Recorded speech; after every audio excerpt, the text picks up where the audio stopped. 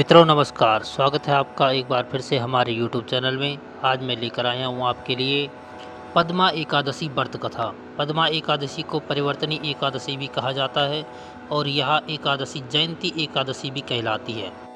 मित्रों, अगर आप हमारे चैनल में नए आए हैं तो हमारे चैनल को सब्सक्राइब कीजिए और आपको यह वीडियो कैसी लगी कमेंट करके ज़रूर बताएं और अपने मित्रों के साथ ज़रूर शेयर करें। आगे बढ़ते हैं। पद्मा एकादशी व्रत कथा। धर्मराज युधिष्ठिर कहने लगे कि हे भगवान, हे मधुसूदन, भाद्रपद शुक्ल पक्ष की एकादशी का क्या नाम है, इसकी क्या विधि है तथा इसका महत्व कृपा करके बताइए। तब भगवान श्री कृष्ण कहने लगे कि यह एकादशी पुण्य और स्वर्ग व मोक्ष को देने वाली है तथा सब पापों का नाश करने वाली है। यह उत्तम वामन एकादशी का महत्व मैं तुमसे कहता हूँ, ध्यानपूर्वक सुनो। यह एकादशी जयंती एकादशी भी कहलाती है। यह एकादशी का व्रत करने से वाजपेय यज्ञ का फल प्राप्त होता है। पापियों के पाप को नाश करने के लिए इससे बढ़कर कोई उपाय नहीं है। जो मनुष्य इस एकादशी में मेरी यानी वामन रूप की पूजा करता है, उससे तीनों लोक पूज्य होते हैं। अतः मोक्ष की इच्छा करने वाले को यह व्रत अवश्य करना चाहिए और जो भगवान कमल नयन की पूजा करते हैं वह अवश्य भगवान के समीप जाते हैं। जिसने भाद्रपद शुक्ल पक्ष की एकादशी का व्रत और पूजन किया, उसने ब्रह्मा विष्णु सहित तीनों लोकों के पूजन किए। अतः एकादशी का व्रत अवश्य करना चाहिए। इस दिन भगवान करवट लेते हैं, इसलिए इसको परिवर्तनी एकादशी भी कहते हैं। भगवान के वचन सुनकर युधिष्ठिर बोले कि हे भगवान, मुझे अति संदेह हो रहा है कि आप इस प्रकार सोते हैं और करवट लेते हैं तथा किस तरह राजा बलि को बांधा और वामन रूप रखकर क्या क्या लीला की। चतुर्मास के व्रत की क्या विधि है तथा आपके शयन करने पर मनुष्य का क्या कर्तव्य है, सो आप मुझसे विस्तार पूर्वक बतलाइए। भगवान श्री कृष्ण कहने लगे कि हे राजन, अब आप सब पापों को नष्ट करने वाली इस कथा को ध्यानपूर्वक सुने। त्रेता युग में बलि नामक एक दैत्य था। वह मेरा परम भक्त था।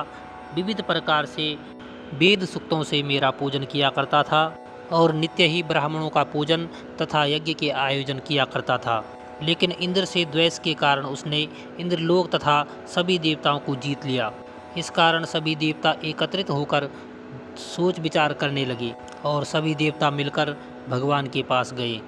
सभी देवतागण भगवान के निकट जाकर भगवान की स्तुति करने लगे।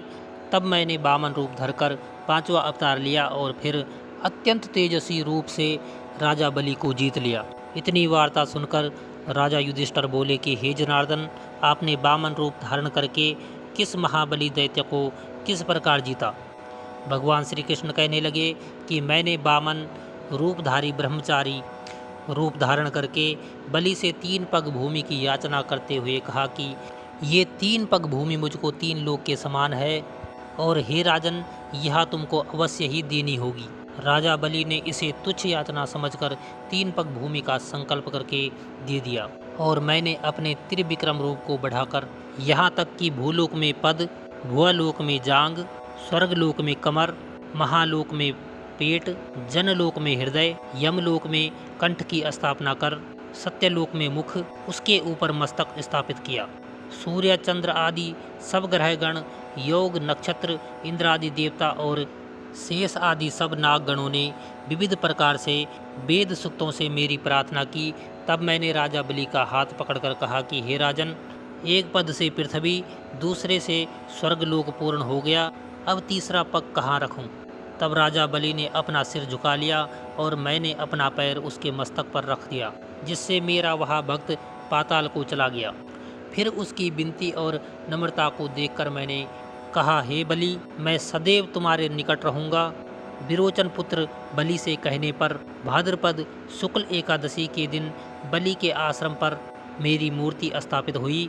इसी प्रकार दूसरी क्षीर सागर में शेषनाग के पृष्ठ पर हुई। हे राजन, इस एकादशी को भगवान शयन करते हुए करवट लेते हैं, इसलिए तीनों लोक के स्वामी भगवान विष्णु का उस दिन पूजन करना चाहिए। तांबा, चांदी, चावल और दही का दान करना चाहिए। रात्रि को जागरण अवश्य करना चाहिए।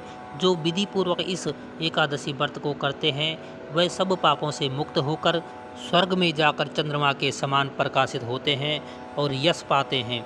जो पाप नाशक इस कथा को पढ़ते या सुनते हैं उनको 1000 अश्वमेध यज्ञ का फल प्राप्त होता है और उनके सभी कष्ट दूर हो जाते हैं। हमारे चैनल को अवश्य सब्सक्राइब करें और नए अपडेट्स सबसे पहले पाने के लिए इस बेल बटन को दबाना न भूलें।